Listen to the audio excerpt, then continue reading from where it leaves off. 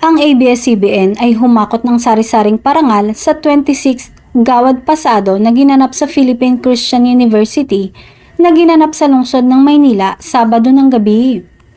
Isa ang Asia's Rising Star na si Janine Gutierrez sa mga nagkamit ng parangal kagabi sa nasabing event.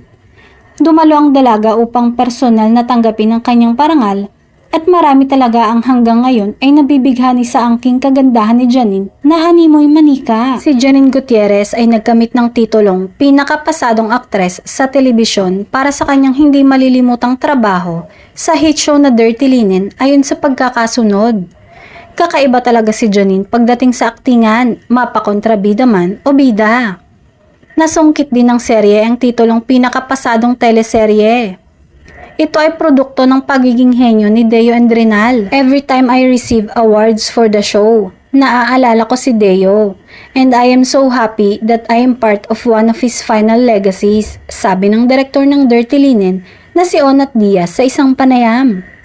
Saad naman ng Asia's Rising Star, lahat ng ginagawa namin at gagawin pa, iniisip namin ay iaalay sa kanya.